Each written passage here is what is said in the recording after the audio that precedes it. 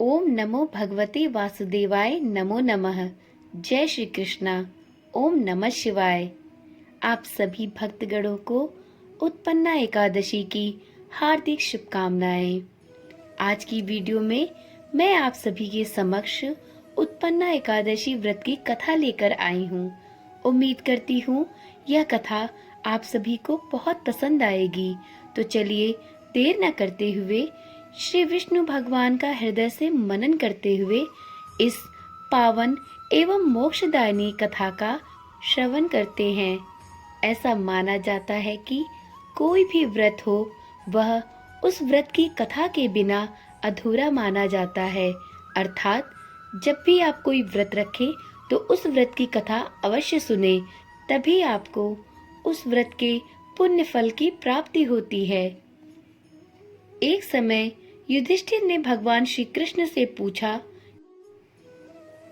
हे नाथ, एकादशी व्रत किस विधि से की जाती है? उसका क्या फल प्राप्त होता है? उपवास के दिन जो क्रिया की जाती है, आप कृपा करके मुझसे विस्तार पूर्वक बताइए। यह वचन सुनकर श्री कृष्ण कहने लगे, हे युधिष्ठिर, मैं तुमसे एकादशी के व्रत का महात्म कहता हूँ, इसे ध्यान पूर्वक सुनो। सर्वप्रथम हेमंत ऋतु में मार्गशीर्ष कृष्ण एकादशी से इस व्रत को प्रारंभ किया जाता है। दशमी को सायंकाल भोजन के बाद अच्छी प्रकार से दातून करो ताकि अन्न का अंश मुंह में रह न जाए। रात्रि को भोजन कदापि न करें, न अधिक बोले। एकादशी के दिन प्रातः 4 बजे उठकर सबसे पहले व्रत का संकल्प करें। इसके पश्चात शौच आदि से निवृत्त होकर शुद्ध जल से स्नान करे। व्रत करने वाला चोर, पाखंडी, परस्त्रीगामी, निंदक, मिथ्याभाषी तथा किसी भी प्रकार के पापी से बातचीत न करे। स्नान के पश्चात धूप, दीप, नैवेद्य आदि 16 चीजों से भगवान विष्णु का पूजन करें और रात को दीपदान अवश्य करें। रात्रि में सोना या प्रसंग नहीं करना चाहिए। सारी रात भजन कीर्तन आदि करते रहना चाहिए। जो कुछ पहले जाने अनजाने में पाप हुए हों, उनकी क्षमा याचना अवश्य करनी चाहिए। धर्मात्मा पुरुषों को कृष्ण और शुक्ल दोनों पक्षों की एकादशियों को समान समझना चाहिए। जो मनुष्य ऊपर लिखी विधि के अनुसार एकादशी का व्रत करते हैं, उन्हें शंखोद्धार तीर्थ में स्नान करके भगवान के दर्शन करने से जो फल प्राप्त होता है, वह एकादशी व्रत के 16वें भाग के भी समान नहीं है। व्यतिपात के दिन दान देने का लाख गुना फल प्राप्त होता है। संक्रांति से 4 लाख गुना तथा सूर्य चंद्र ग्रहण में स्नान दान से जो पुण्य प्राप्त होता है, वही पुण्य एकादशी के दिन व्रत करने से मिलता है। अश्वमेघ यज्ञ करने से 100 गुना तथा 1 लाख तपस्वियों को 60 वर्ष तक भोजन कराने से 10 गुना, 10 ब्राह्मणों अथवा 100 ब्रह्मचारियों को भोजन कराने से 1000 गुना पुण्य भूमि दान करने से होता है। उससे 1000 गुना पुण्य कन्यादान से प्राप्त होता है। इससे भी 10 गुना पुण्य विद्या दान करने से होता है। विद्या दान से 10 गुना पुण्य भूखे को भोजन कराने से होता है। अन्नदान के समान इस संसार में कोई ऐसा कार्य नहीं है जिससे देवता और पितर दोनों तृप्त होते हों, परंतु एकादशी के व्रत का पुण्य सबसे अधिक होता है। 1000 यज्ञों से भी अधिक इसका फल प्राप्त होता है। इस व्रत का प्रभाव देवताओं को भी दुर्लभ है। रात्रि को भोजन करने वाले को उपवास का आधा फल प्राप्त होता है और दिन में एक बार भोजन करने वाले को भी आधा ही फल प्राप्त होता है। जबकि निर्जला व्रत रखने वाले का महात्म्य तो देवता भी वर्णन नहीं कर सकते। युधिष्ठिर आगे कहते हैं कि हे भगवान, आपने हजारों यज्ञ और लाख गोदान को भी एकादशी के व्रत के बराबर नहीं बताया। सो यह तिथि सब तिथियों से उत्तम कैसे हुई? कृपया यह भी मुझे विस्तार पूर्वक बतलाइए। भगवान कहने लगे, हे युधिष्ठिर, सतयुग में मुर नाम का दैत्य उत्पन्न हुआ। वह बड़ा बलवान और भयानक था। उस प्रचंड दैत्य ने इंद्र, आदित्य, वसु, वायु, अग्नि तथा सभी देवताओं को पराजित करके स्वर्गलोक से भगा दिया। तब इंद्र सहित सभी देवताओं ने भयभीत होकर भगवान शिव से यह सारा वृतांत कहा और बोले, हे कैलाशपति, मुर दैत्य से भयभीत होकर सभी देवता मृत्युलोक में फिर रहे हैं। तब भगवान शिव ने कहा, हे देवतागण, तीनों लोकों के स्वामी, भक्तों के दुखों का नाश करने वाले भगवान विष्णु की शरण में जाइए। वे ही आपके दुखों को दूर कर सकते हैं। शिव जी के ऐसे वचन सुनकर सभी देवता क्षीर सागर में पहुँचे।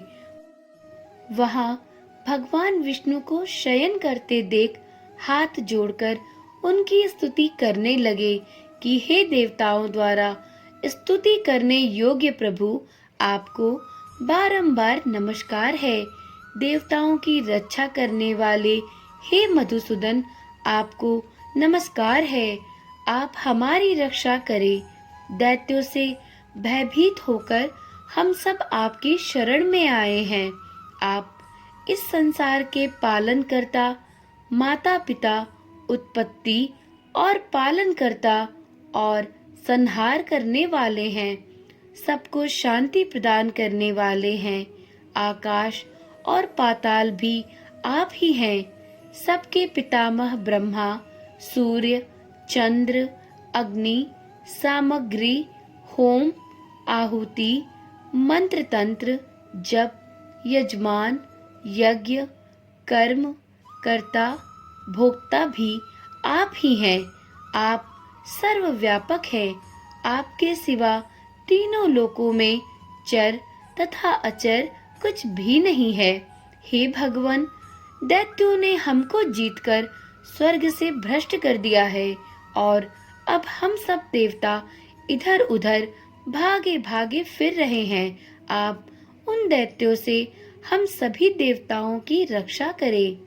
इंद्र के ऐसे वचन सुनकर भगवान विष्णु कहने लगे कि हे इंद्र, ऐसा मायावी दैत्य कौन है जिसने सब देवताओं को जीत लिया है? उसका नाम क्या है?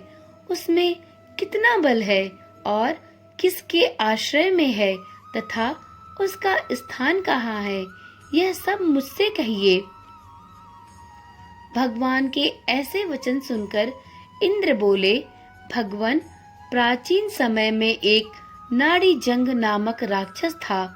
उसके महापराक्रमी और लोक विख्यात मुर नाम का एक पुत्र हुआ।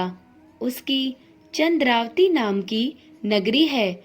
उसी ने सब देवताओं को स्वर्ग से निकालकर वहां अपना अधिकार जमा लिया है।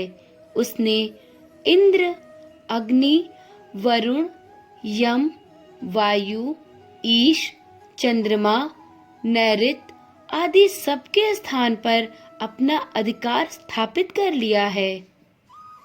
सूर्य बनकर वह स्वयं ही प्रकाश करता है, स्वयं ही मेघ बनकर बैठा है और सबसे अजेय है।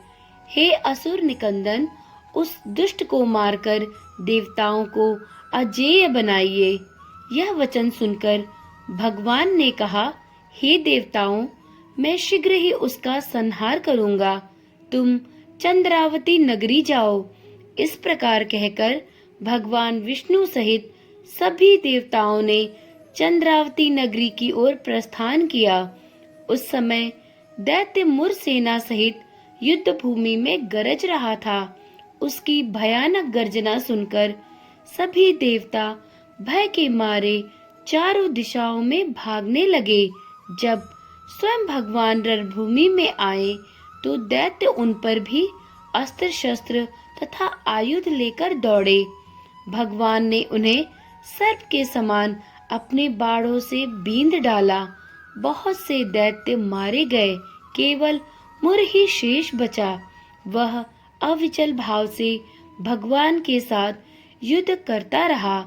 भगवान जो भी तीक्ष्ण बाण चलाते वह उसके लिए पुष्प सिद्ध होता। उसका शरीर छिन्न भिन्न हो गया, किंतु वह लगातार युद्ध करता रहा। दोनों के बीच मल्ल युद्ध भी हुआ। 10,000 वर्ष तक उनका युद्ध निरंतर चलता रहा, किंतु मुर नहीं हारा। थककर भगवान बद्रिकाश्रम चले गए। वहां हेमवती नामक सुंदर गुफा थी।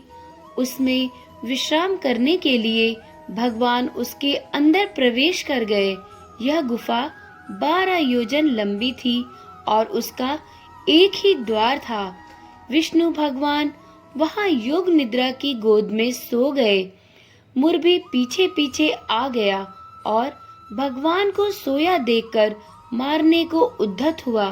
तभी भगवान के शरीर से उज्जवल कांतिमय रूप वाली देवी प्रकट हुई। उस देवी ने राक्षस मुर को ललकारा, युद्ध किया और उसे तत्काल मौत के घाट उतार दिया।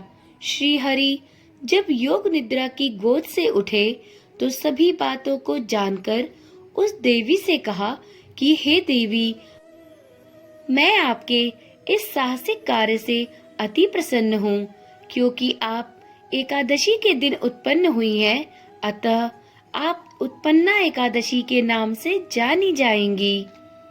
आपको मैं ये वरदान देता हूँ कि ब्राह्मणों को भोज कराने, अनेकों व्रत का अनुष्ठान करने तथा अनेक अश्वमेध यज्ञ कराने से जिस पुण्य फल की प्राप्ति होती है, उससे 1000 गुना अधिक फल की प्राप्ति इस व्रत को करने वाले को प्राप्त होगी।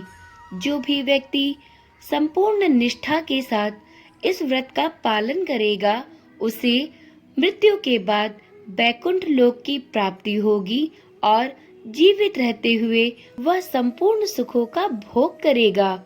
तो चलिए एक बार प्रेम से बोलते हैं, श्री विष्णु भगवान की जय। तो आइए इस उत्पन्ना एकादशी पर हम सभी संपूर्ण निष्ठा के साथ इस व्रत का पालन करें और अपने इस जीवन के साथ ही मोक्ष के मार्ग को भी सरल बनाएं।